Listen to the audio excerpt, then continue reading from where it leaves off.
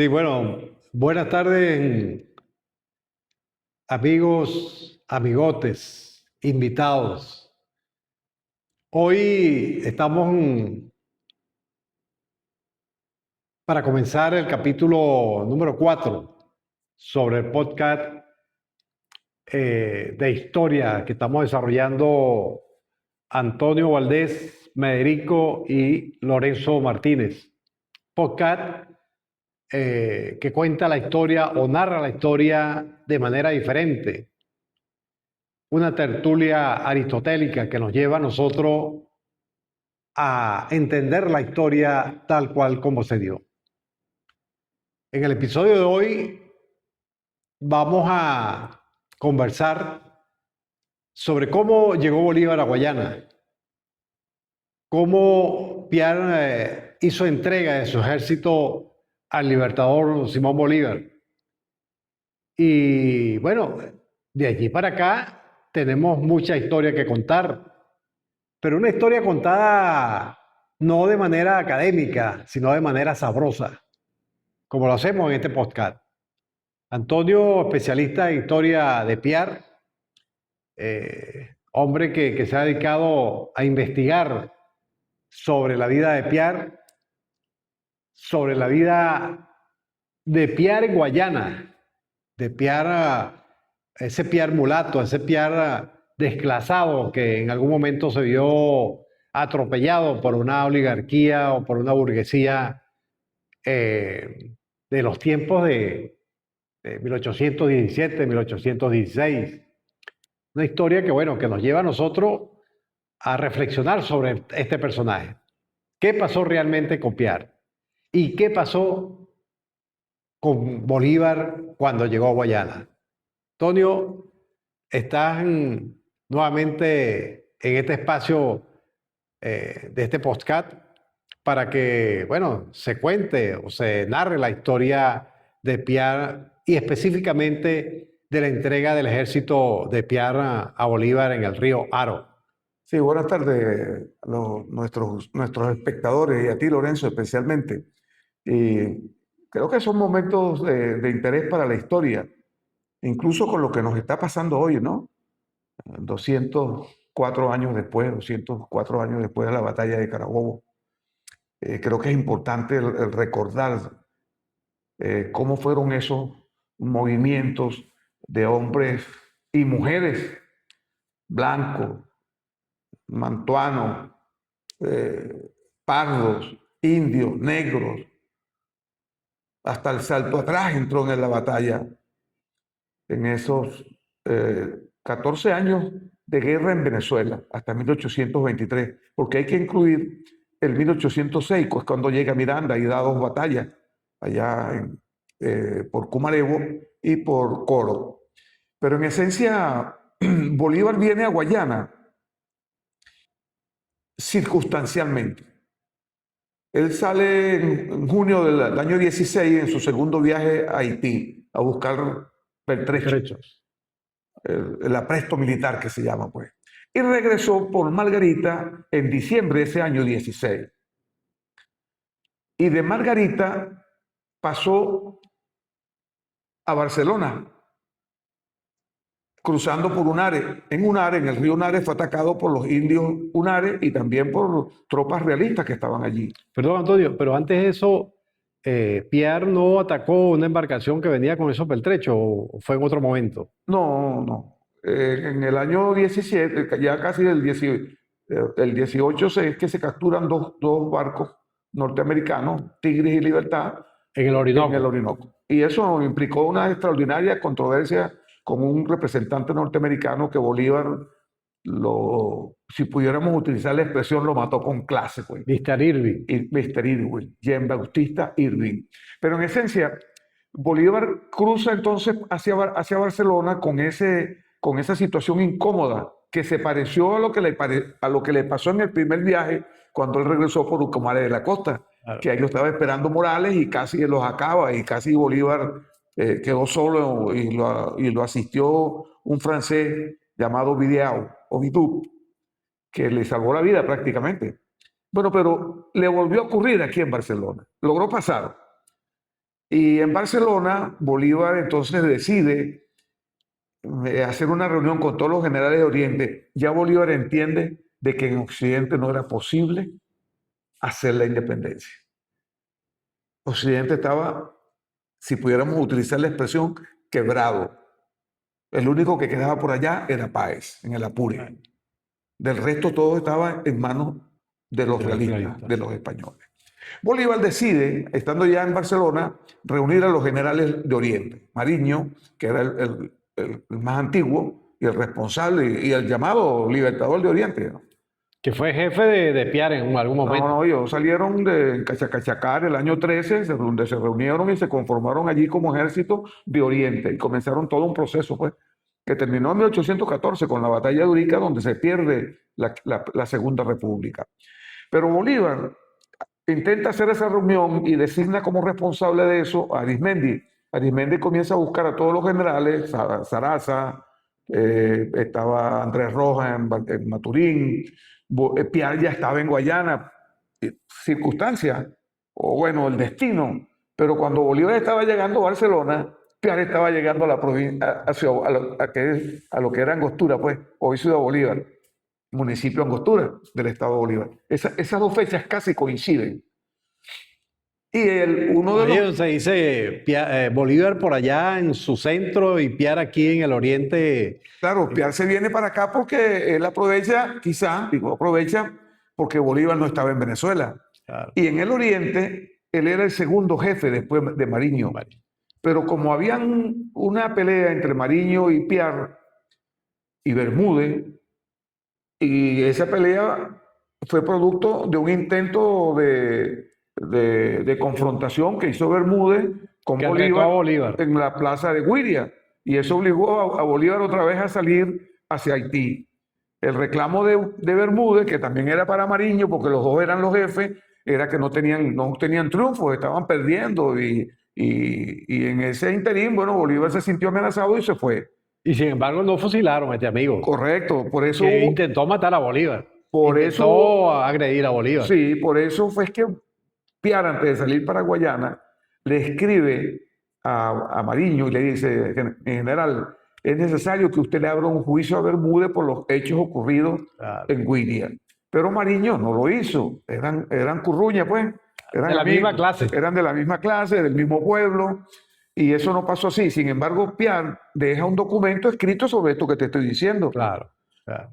Y hace otro documento donde él se dirige a los otros generales de Oriente, a los que te nombré ahorita, y les dice que no acaten órdenes de Mariño hasta tanto Mariño no enjuicie a Bermúdez. Y él arranca para Guayana. Te reitero, Bolívar llega a Barcelona casi en los mismos días en que llega Piar a la Angostura. Piar tardó 94 días desde Barcelona hasta la provincia de Guayana, cruzando por el Orinoco primero, el 20 de noviembre del año 16, pero después tiene que cruzar... Eso es lo mismo que te dije en el podcast anterior, o sea, Sí, tardó lo mismo que yo tardo de Ciudad Bolívar a la casa de mi suegra. Sí, pero para recordarla, pues, y después el paso del río Caura, el Cuchivero y el río Aro, que es el río importante.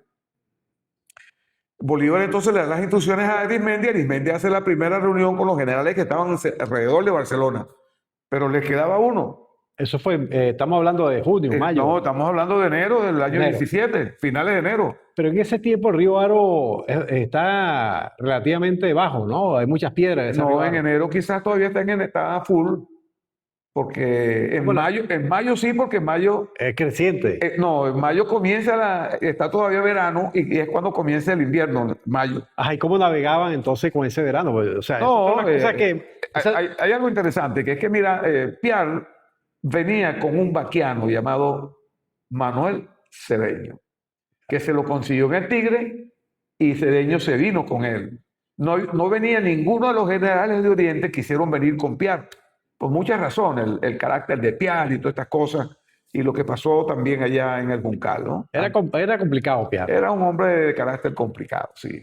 Eso se manifiesta, y lo dice incluso el teniente coronel Galindo en la defensa que él hace antes de que firme la decisión para para No era, fusilarlo, no era pues. complicado, Era, era incómodo. era un tipo de carácter, pues.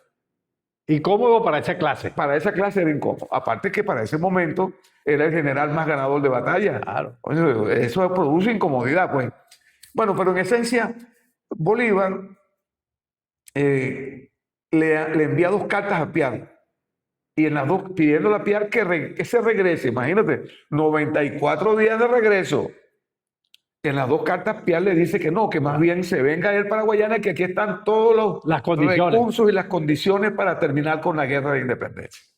En cosas, Ríos navegables, comida, dinero, ganado, dinero, recursos. todo, salida al Atlántico, Sí. podíamos llegar hasta Santa Fe de Bogotá a través del Orinoco. Condiciones estratégicas para emprender la independencia de aquí. todo para finalizarla. Ok, Correcto. para finalizar, perfecto.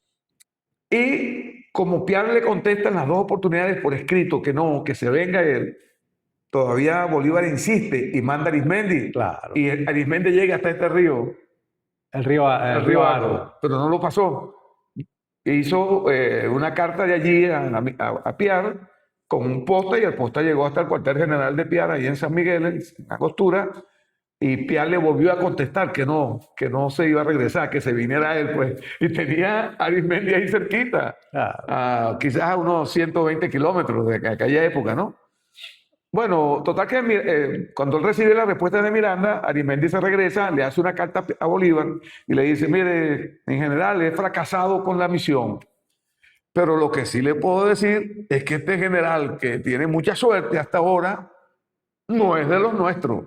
La cizaña. Le metió La cizaña en el trigo. Correcto. Total que cuando Arismendi sale otra vez hacia Barcelona, ya Bolívar venía. Bolívar había salido de Barcelona el 10 de febrero. ¿Por qué se viene? Porque en Unare estaba un coronel de apellido Real que había organizado 2.500 hombres e iba a atacar Barcelona. Claro. Y como Bolívar estaba peleado con Mariño, él decidió venirse. De los 1.000 hombres que habían allá, se trajo 300, allá quedaron 600, 700, que era insuficiente para la cantidad que tenía el general Real, el coronel Real. Pero bueno, eso se comprueba el 7 de abril, cuando se da lo que se llamó la caída de la Casa Fuerte. Ahí no quedó nadie. Al propio Feite fue empalado, Claro. Se lo llevaron. Un día antes Bolívar estaba saliendo de Guayana, porque en ese viaje hacia Guayana, hacia acá, Bolívar se adelanta a su tropa y llega por Soledad el 4 de abril. Y está 2 días en el cuartel de Piar con él, no hay registros de eso, a pesar de que con Piar andaba Pedro Briceño Méndez, que era el secretario privado del Libertador por toda su vida. Y era el hombre que dejó todo escrito. Pues, claro. Y fue el que dejó escrito la campaña de Guayana escrita, día por día. Pero no quedó nada de esos 2 días que estuvieron aquí, que Bolívar estuvo aquí. Bueno, Bolívar se regresa hasta un pueblo llamado Guaycupa, ahí se da una batalla contra el Sambo Alemán, la ganan, y 5 días después está Bolívar en el Río. Piar lo espera allí, ya Piar sabía que venía.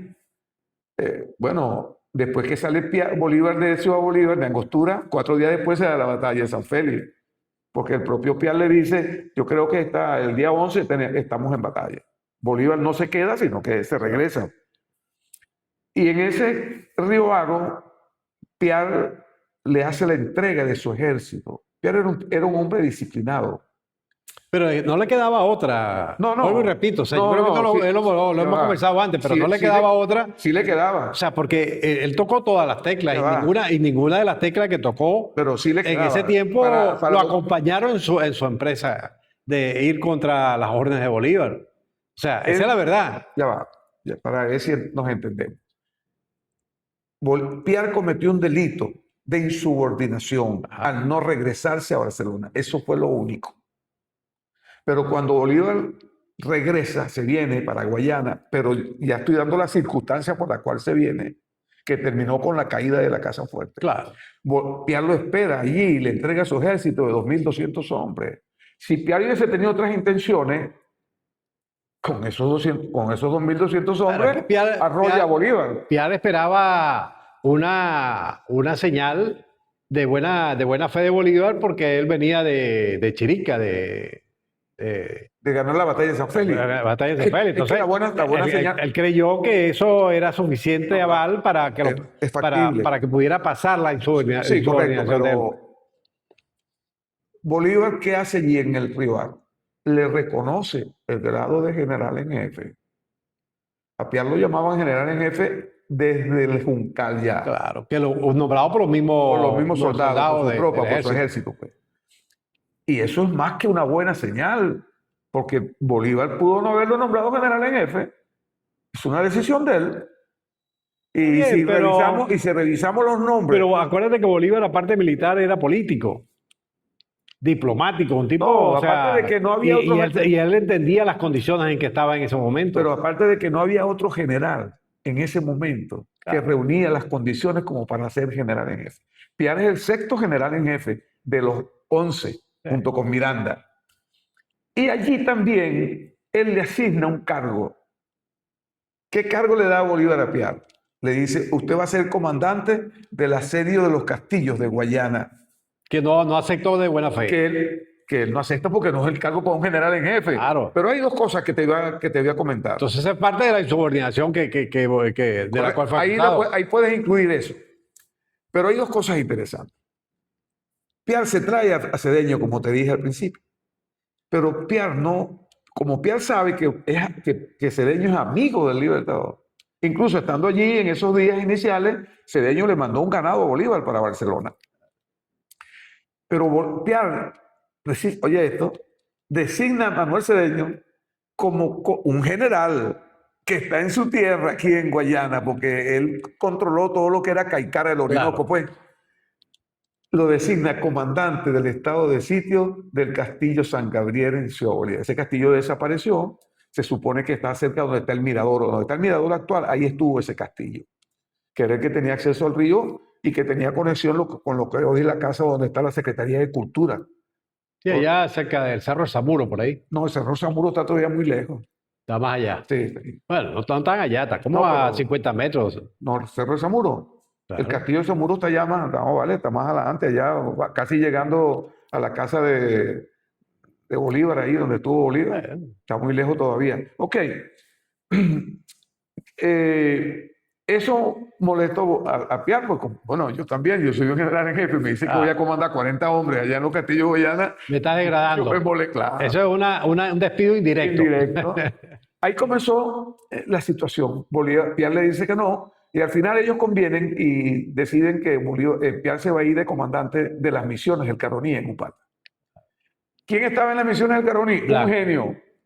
Un genio de la logística, del manejo de los recursos. Se llamaba José Félix Blanco. José Félix Blanco. Era cura de la iglesia, y ya en esa época era teniente coronel todavía. Y date cuenta que después de la batalla de San Félix, Piar hace unos ascensos. ¿A quién asciende? A José Antonio Anzoátegui, que era su jefe de Estado Mayor. Pero no ascendió, por ejemplo, a Justo Briceño Méndez, a Pedro Briceño Méndez, que era su secretario.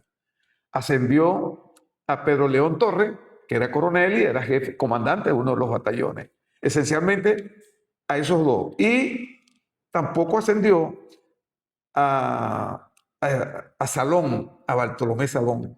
O sea, Piar tenía la vista. ¿Cómo hacía eso? Sí, pues? maniobra. Pero él pudo haber ascendido a Blanco. A Blanco, claro. Tenía toda la potestad, así como tuvo la potestad con estos dos generales que los hacen. Sí, pero tuvo mucho encuentro o desencuentros con Blanco, Piar. No, hasta ese momento no tenían desencuentro. El desencuentro viene cuando Piar llega a Upata. Bueno, Piar se va a Upata y va a recibir las misiones, y según documentos que fueron recogidos esos documentos se aparecen, que fueron los recogidos por Daniel Florencio Oliari, que están en sus memorias, que son 32 tomos, en el año 1900. Fue donde Piar le dijo a Blanco que ocultara unas cosas ahí. Piar le dice a Blanco, mira, me vas a dar dos partes. Uno donde esté la realidad y otro donde esté X cantidad. Eso es como lo que hacen algunas empresas, la contabilidad real y la contabilidad. Doble contabilidad. Doble contabilidad. Bueno, y Blanco decide entonces, usted será mi general, y fue mi comandante en la batalla de San Félix. Sí. Pero yo esto no lo puedo hacer. Y así fue. Le pasó la novedad a Bolívar y allí comenzó todo. Hay una carta que aparece en esos documentos recogidos por Daniel Florencio Oliari y que está en el libro, en este libro. Ahí aparecen todas esas cartas que estoy Sí. mencionando en este libro, que es de autoría de... Bueno, yo creo que yo he sido el único que ha leído ese Sí, libro. lo ha leído muy poca gente. Mi hermano Alonso no lo pudo leer porque murió antes de que yo lo terminara, pero ese libro lo hicimos entre los dos, a dos manos se dice, ¿no? Y yo te lo edité y te lo Y imprimí, tú por eso lo leí. lo editaste y la edición se la debemos al gobernador Ángel Marcano. Bueno, la gobernación contribuyó para No, que, correcto, ¿no? como lo está haciendo Y puedo ahorita, reconocerle también que justo había ordenado que se imprimieran 2000 en aquella época. Pero cuando ahí se dieron las elecciones y él perdió la elección interna y todo eso se olvidó. Pero vino Ángel Marcano y lo hizo, como también editaron el de las biografías del general en jefe. Y espero que nuestra gobernadora actual pues edite el de Venezuela, Tierra de Batallas. ya estamos avanzando Ya en está eso. listo, Ya ya, estamos avanzando en sí, eso. ya lo tengo listo. Va a ser extraordinaria la información que va a leer los guayaneses primeros aquí.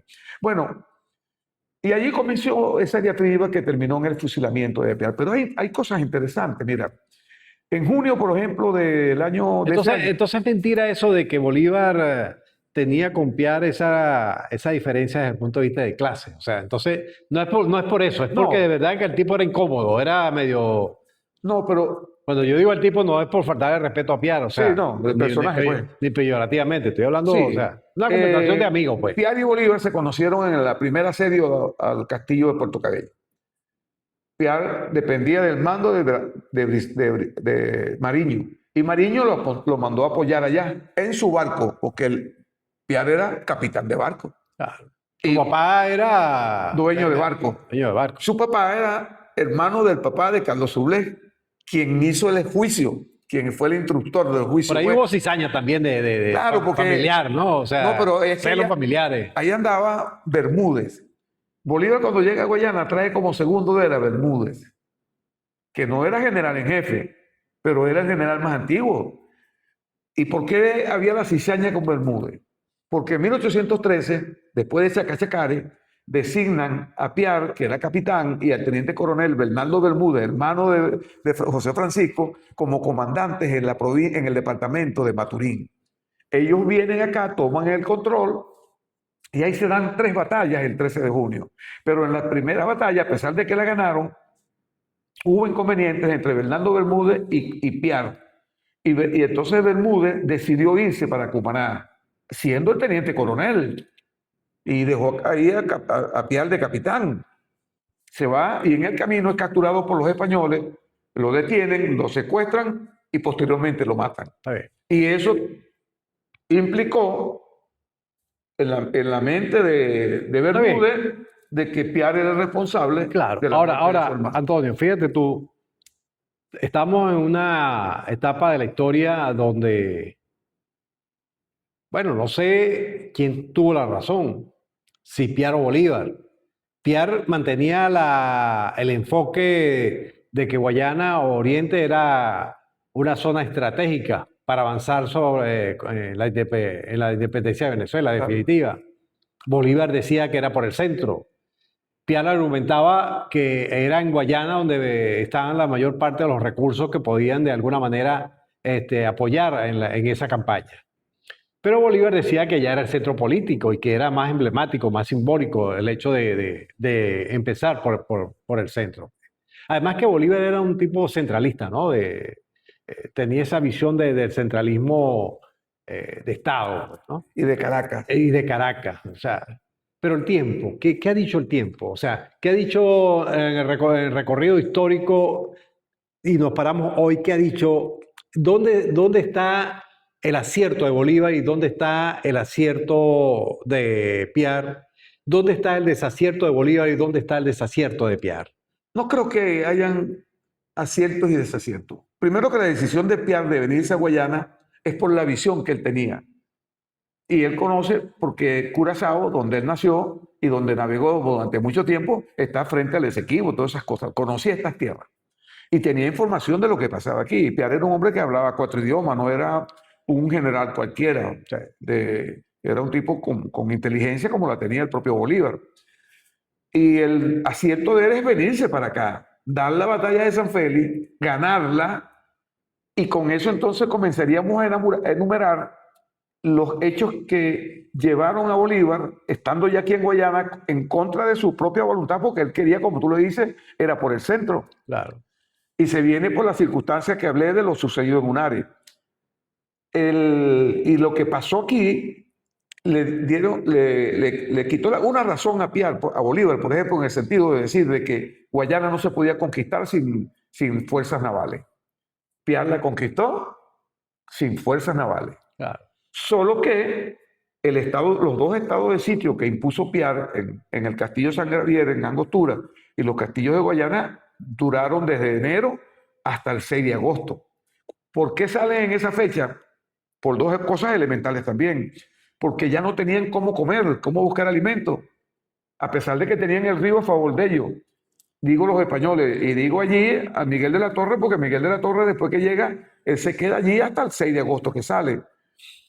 Y el gran acierto es que cuando llega Brión, en junio, por allí, es cuando precisamente Miguel de la Torre decide preparar la salida, pues. Y primero se van de San Gabriel y se meten en los castillos de Guayana, y después el 6 de agosto salen todos juntos. Claro. Entonces, esas circunstancias son necesarias plantearlas, porque date cuenta, Bolívar decía que no era posible conquistar Guayana sin la fuerza naval. Claro. Piar se vino y la conquistó, pero la llegada de Brión y toda su armada, pues logró que la salida definitiva y el control del Orinoco, que es uno de los aspectos desde el punto de vista estratégico que produce la venida de Bolívar acá, que es el control del Orinoco. Claro. Podía salir al Atlántico o entrar por el Atlántico o llegar hasta Santa Fe de Bogotá, imagínate, pues todas esas ventajas. Bueno, como tal lo hicieron. Fíjate tú que Bolívar en algún pasaje de la historia le da la razón a Piar, porque tú nombraste en esta conversación, hiciste referencia a las dos goletas que incautó Bolívar en el Orinoco, ¿no? Quiere decir que el Orinoco era un canal de navegación estratégico, pues tenía salida al Atlántico por aquí, Y entrada. Entrada y salida, pues. Entonces, allí fue donde Bolívar capturó estas dos goletas y bueno, y le dijo a Mr. Irving, que tú nombraste, que está en este libro, Pueblos Libres vencen a imperios poderosos, una parte donde Bolívar le dice a Mr. Irving que la mitad de la población murió por la independencia y la otra mitad está dispuesta a correr la misma suerte para mantener la independencia. Sí, correcto. Venezuela. La anécdota de esa captura implicó la intervención de Estados Unidos aquí. Claro, sí. Y se produce todo lo que tú señalas en este libro, que está escrito, que todo eso se recogió, pero date cuenta que Bolívar, una de esas naves, la confiscó. Claro. Y la envió a la Armada que estaba, al centro marítimo de la Armada venezolana, que estaba en Margarita. Hubo alguien que la entregó y... No. Una la confiscó y la otra la entregó. Claro. Pero en esencia, ¿qué tiene que ver esas dos goletas? Esas goletas, ese mismo año 17, le traían armamento a los españoles. Claro, pero Bolívar había estaban sitiados en Angostura y... Correcto, pero Bolívar había hecho un decreto desde enero, cuando llegó a Guayana, a Barcelona, perdón, de bloqueo de los puertos en Venezuela. Claro. Es decir, no podía entrar ningún barco, proyecto, sin autorización. Estos entraron, los obligaron a devolverse y volvieron a entrar y después los capturaron. Pero mira, óyeme, para que no te me vayas por otra rama, lo que quiero es compararte lo que nos pasa hoy. Claro. Bolívar hizo eso, pero también antes de la batalla de Carabobo, después del armisticio, que Bolívar es el que lo rompe precisamente para prepararse para la guerra final en Carabobo, la batalla final, Bolívar hace otro decreto, que es el decreto de las patentes de corso. Y Bolívar ejecuta otra estrategia. Y disculpa que me salga un momentico de aquí de lo de Guayana, porque es necesario esto. ¿Cuál fue la estrategia que aplicó Bolívar a los españoles? La estrategia del divertimiento. ¿Y en qué consistía eso? Bolívar colocó a 3 generales, Urdaneta por Coro, Cruz Carrillo por los Llanos y José Francisco Bermúdez, que no entra a la batalla de Carabobo, bueno, pero déjame explicarla, por el centro. Y esos tres personajes, aunque Urdaneta se enfermó y fue suplantado por una mujer, por cierto, ellos se dedicaron a atacar a todas las unidades militares que estaban en el centro, en el llano y por allá por Coro, tipo guerrilla, para que los atacaba, pero no se enfrentaban y huían y después los volvían a atacar. Con la idea, era espectacular, de que ninguno de esos soldados accedieran a Carabobo. Si no a Carabobo, hubiesen, en vez de los 6.000 soldados españoles, hubiesen ido 7.000 o 7.500. Claro. Pero hay algo interesante que quiero corroborarlo con lo de hoy. Hoy, el gobierno norteamericano nos está aplicando la estrategia del divertimiento y de la patente de corso, con el robo. Con la piratería esta que está sucediendo en el Piratas Caribe. del Caribe. En esencia, quería hacer bueno, pero fíjate tú, poco ya para ir finalizando y cerrando este capítulo, Antonio, yo creo que Piar, a pesar de haber sido un genio en la estrategia militar, Bolívar tenía algo más. No, vale, claro. Tenía algo más que era, aparte de tener el poder. Sí, el poder como una consecuencia de su inteligencia o de su conocimiento de las artes militares, también tenía conocimiento sobre las artes políticas, o sea, del arte de la política, del manejo de las situaciones, del manejo del diseño de estrategia, de eso de buscar cómo solucionar los conflictos por otras vías, que fue lo que hizo con Piar en algún momento. Pero, y un poco, por eso te preguntaba en qué acertaron, en qué desacertaron, porque la historia hoy nos dice que Bolívar tenía razón. Bolívar tenía razón, o sea, tenía razón en el sentido de que era por allí por donde tenía que caminar la cosa. ¿Por allí por dónde? Por el centro, pues, como poder político. O sea, bueno, al final el poder político se gestiona en el centro. Claro, y eso es lo que estoy tratando de poner. A diferencia de lo que decía Piar, que era que tenía que avanzar desde Guayana por la cantidad de recursos que tenía Guayana. Pero lo importante de todo esto, Antonio, es que podamos comprender la exactitud, que no es así, de esa parte de la historia. O sea, Bolívar, emprender la campaña de finalización o de inicio de la campaña de independencia de Venezuela, haciéndola desde el centro, tuvo sus resultados positivos y requete positivo porque de alguna manera alcanzamos la independencia política. Bueno, déjame... Aun cuando hoy tenemos la independencia política, pero tenemos todavía el coloniaje de otra manera. Pues, y el poder de los imperios, el poder de los españoles y el norteamericano. Entonces, yo quería más o menos cerrar un poco la conversación de hoy en el sentido de que, o sea, ¿cuál fue el resultado en sí, concreto, diáfano, de lo que significó la entrega del ejército de Piar a Bolívar en el río Aro? ¿Por qué fue en el río Aro y no fue en el río Caura? O no fue en Angostura, o no fue en el Orocopiche, o en Marguanta. O sea, ¿por qué fue precisamente en el río Aro? Porque por allí cruzó Bolívar. Bolívar no hizo el recorrido que sí hizo Piar. Bolívar cruzó el Orinoco un poco más adelante de Guaycupa, cerca del río Aro, relativamente, pero del lado de Anzoátegui. Y apenas a 5 días, pues, después de Guaycupa, el día 5, ahí hubo la batalla el 27 de abril, donde le gana al San Bolemán, y el día 2 ya estaba allí. O sea, tardó 5 días, o sea, era sumamente cerca. Y resulta, bueno, y era diferente cruzar el río Aro que cruzar el río Caura. No era cualquier cosa. Pero en esencia... Pero eso es lo que yo quiero que nosotros pongamos en contexto, porque muchos de los venezolanos no conocemos qué es el río Aro ni qué es el río Caura. Les explico, pues. ¿Entiendes? O sea, la ruta entre Ciudad Bolívar y Caicara del Orinoco tiene varios pueblos. El más importante de ellos es el de Maripa. Municipio de Sucre. Municipio de Sucre, donde incluso... ese municipio le colocan el nombre de Sucre, pero no hay ninguna plaza de Sucre por ahí. Ni un gusto de nada Sucre. En absoluto. Pero aparte que Sucre no estuvo por ahí. Sucre venía con Bolívar, pero no pasó por Maripa. Sucre pasó por el río Aro. Claro, pasó por Caburica, Sucre no. Camurica queda mucho más detrás del río Caura. No, del Sí, río Aro. del río Aro, mucho más adelante. Pero lo que sí es cierto, bueno, la política venezolana y la historiografía hizo que ese municipio llevara el nombre de Sucre. También es bueno porque me refiero en el sentido de que la propia historiografía venezolana no solamente estigmatizó a Piar, sino que estigmatizó la historia que se dio en este estado Bolívar. Sí, Me explico. Bolívar aquí hizo oye bien, el primer código de justicia militar claro. que se le aplicó a Piar, A Piar. lo hizo en Guayana. Claro. Aquí hizo el primer decreto para la confiscación de los bienes de los españoles que no se anexaran al ejército patriota y a la república.